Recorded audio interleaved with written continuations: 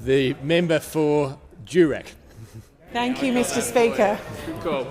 My question is to the Minister for Resources, Energy and Northern Australia. Minister, as you know, my electorate is home to some of Australia's and the world's most significant resources projects. Will the Minister update the House on the state of Australia's resources and energy sector, and how is Australia's sector positioned to take advantage of future opportunities through innovation, trade and proximity to growing markets? How will constituents in my electorate of Durack benefit from a strong resources sector? The Minister for Resources, Energy and Northern Australia.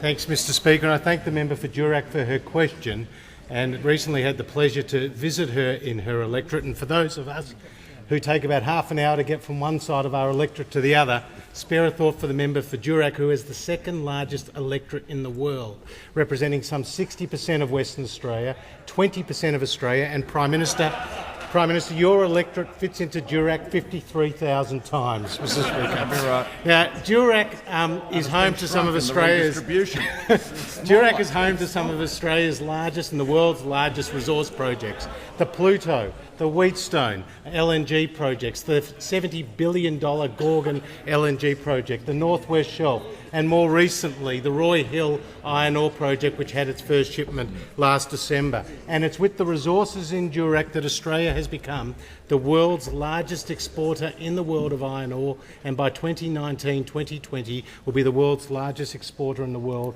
of LNG. And Durack and the people of Durack are great beneficiaries of the boom in mining, which saw $400 billion worth of investment between 2003 and 2014, a record terms of trade and record job creation and export income growth. Now, it's true that prices have come down in commodities, but the outlook is still a positive one.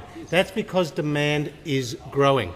In December last year, China had one of the highest rates of importation of iron ore on record, and it's growing still at around 7%, China, off a larger base.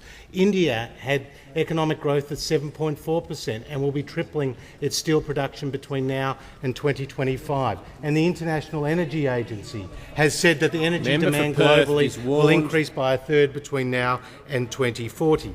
But the Australian resource sector is also strong because it's highly innovative and efficient.